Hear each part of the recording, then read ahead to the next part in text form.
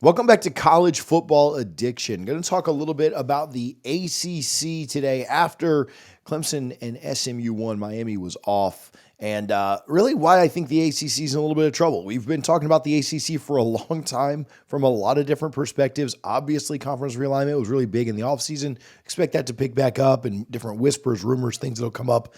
But some of the complaints that Florida State and Clemson had in their conference realignment arguments, some of their lawsuit stuff is certainly going to rear its ugly head now. And I think the ACC is in trouble. I think that teams are in trouble that are going to the ACC championship, and they just don't get the same benefit of the doubt that other conferences get. Obviously, SMU found a way to win yesterday. BC played them really tough. They're going to their backup quarterback. I know the Castellanos issue was big all over the place, and Clemson survives too. Crazy game. Obviously, you guys watched that. We'll probably get Brian on at some point this week. That'll make Clemson fans mad, I'm sure, at me. But listen, they found a way to win. A tough place to play in Pitt. But man, what an insane run by Cade to get the dub for Clemson. Keeps their slim hopes alive. Paths are fairly simple. We'll talk about big picture stuff in a moment. Paths are fairly simple. Miami needs to win 2 to get in. I don't think Miami can lose another one and get in because Clemson's off and done with conference games. So, yeah, it's not, I don't think. Miami has to win their last 2 games to get in. But they do control their own destiny, and they're going to be favorites in both games. Syracuse actually looked pretty good yesterday, but Miami should crush Wake this weekend at home. That shouldn't be a big deal. Clemson needs a Miami loss or 2 SMU losses would do it. I think that 2 SMU losses is probably less likely than just a Miami loss. Miami could trip up at Syracuse, I guess. I don't see SMU dropping 2 games. I really don't see Miami losing up at Syracuse either. But I think that's probably more likely than counting on SMU to drop a couple. And then SMU just needs 1 win to get in. If they get a win, they will get in. If they lose one of their games, they would be the 2nd seed in the ACC, but just winning 1 game will get them into the ACC championship, so they can clinch this weekend. Clemson obviously can't impact anything on their end from the ACC, playing the Citadel and then South Carolina to finish up the season. South Carolina with an impressive win, kind of mirrored that Clemson win where they gave up a score late and then found a way in the last seconds to win. So that game in 2 weeks, not a conference game. We'll certainly talk about it with both Jamie and Brian the week of Thanksgiving, of course. Week 13, obviously in the ACC, pretty straightforward. Bunch of games that don't matter. NC State, Georgia Tech, Pitt. Louisville no longer matters for the conference. Wake at Miami is a big one. SMU at UVA.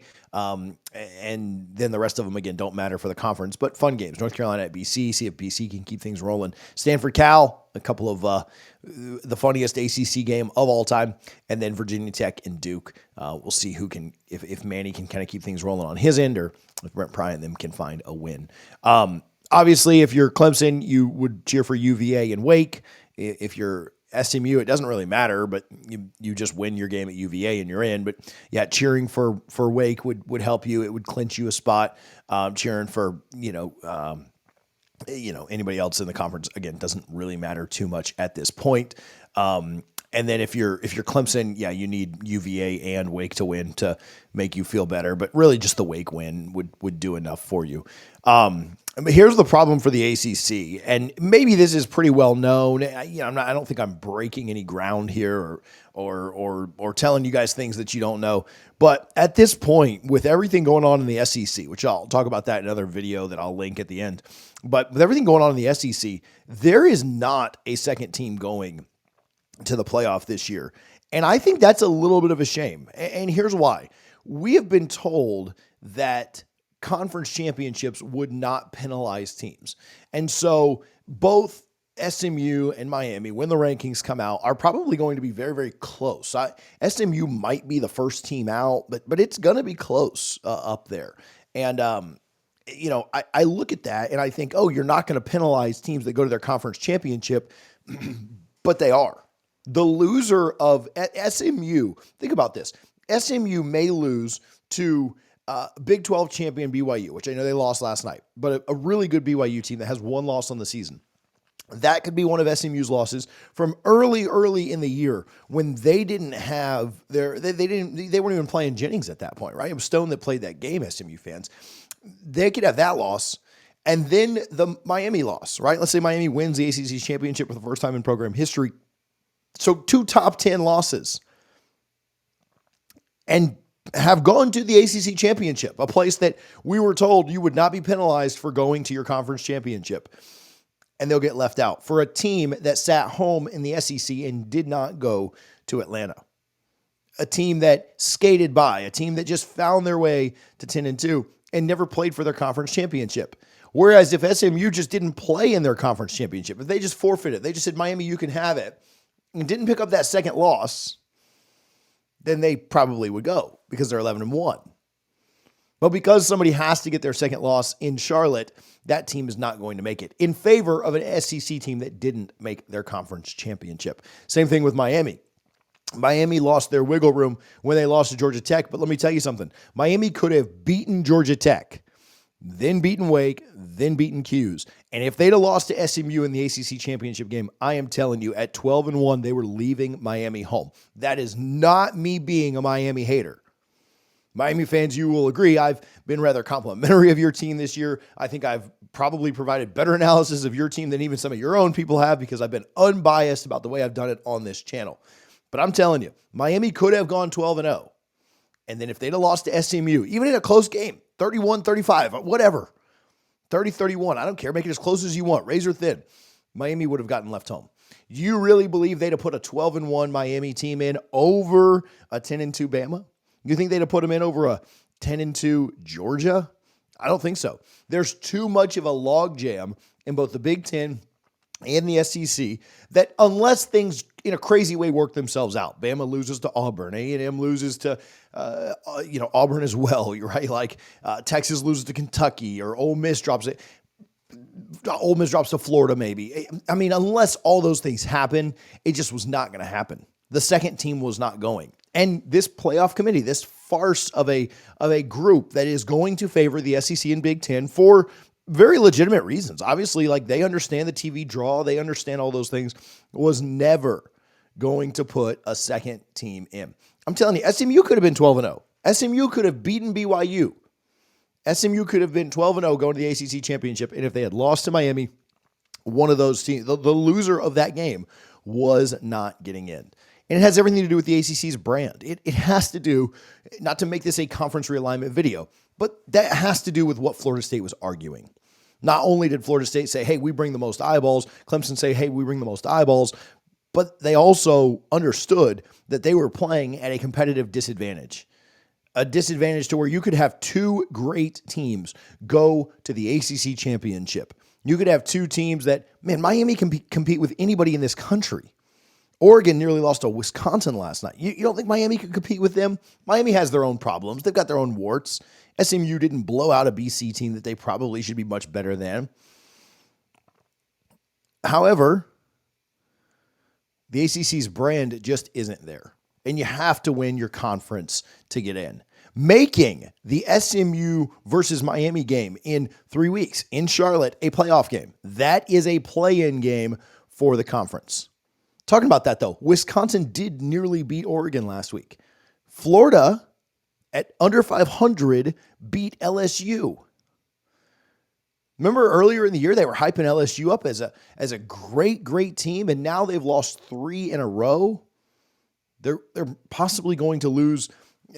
They're 8-4 at this point. There are rumors about Brian Kelly's job, but nobody's talking about, oh man, maybe LSU's a little bit of a fraud. Maybe the SEC, maybe this strength isn't.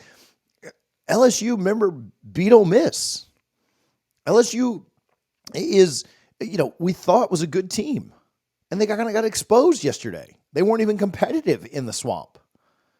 Oregon needed a last-second interception to beat Wisconsin. And they got out of Camp Randall with a 3-point win. Nobody's talking about how maybe the Big Ten's a little bit overrated. But as soon as Miami loses to Georgia Tech, and listen, you're not going to hear me defend the ACC. You're not going to hear me defend Miami too often. But as soon as Miami loses to Georgia Tech, what do we say? Oh, man, maybe they're a little bit overrated. Louisville loses a game to Stanford. And, oh, man, maybe the ACC's a little bit overrated. Clemson loses a game to Louisville. Oh, man, maybe the ACC's a little bit overrated. Why is that same thing not said for other programs? When Ole Miss loses to Kentucky or when, Alabama loses to Vandy. Oh man, just every week's a battle in the SEC. The narrative is very different. We don't say the same things when teams in the Big Ten or teams in the SEC get upset somewhere. We don't say that. What do we say? Oh man, top level ACC team lost to a middle of the road ACC team. Man, must be a little bit overrated. Look at the ACC. They're down. Clemson lost at home to Louisville. But you go up to Camp Randall and you win by 3, or you go into the Swamp and you lose as a favorite in LSU, or you lose to Kentucky at home if you're Ole Miss, and we just excuse that. And that's part of the problem. The ACC is viewed as a lower conference. And if you lose to the lower teams in your conference in the ACC, it's a death sentence. If you lose to them in the SEC, it's no big deal. You can rebound from that later. That's no problem. We don't have a problem with that. That's no big deal. And that's the problem. The ACC is viewed as a second-tier conference. It's not viewed as the Big Two. It's not viewed as the Power Two of the Power Four. And the loser of the SMU Miami game, again, not breaking any ground, just telling you why I think it is the case and telling you why I don't think it's very fair for teams in the ACC or the Big 12. Telling me that Colorado doesn't look like a playoff team right now. They lose to BYU in the Big 12 championship. They still didn't play some of the best ball down the stretch. Colorado loses to BYU. I know this isn't a Colorado video or a Big 12 video. We'll do that again later too. But Colorado loses to BYU. They're getting penalized for going to the conference championship game. Absolutely they are. After just mauling Texas Tech and Utah in back-to-back weeks, beating everybody down the stretch, Colorado's going to get penalized for that. And so will the ACC loser, for sure. Let me know your thoughts down in the comments. Again, SMU Miami in a couple of weeks, or Clemson, if they somehow manage to find their way in, is a playoff game. And the winner goes to the playoff, and the winner will be competitive in the playoff. There are no great teams this year. I don't even love the 12-team playoff, but this is a great year for the 12-team playoff because it is going to be very competitive. And Miami can absolutely compete once they get in there. But let me know your thoughts. Canes fans, Clemson fans, SMU fans, fans of other teams that are watching, let me know what you think down in the comments. Hey, I appreciate you guys, as always, for tuning in. We'll talk about some of these games this week. We will absolutely recap them next Sunday. And I appreciate you guys, as always, for tuning in to College Football Addiction.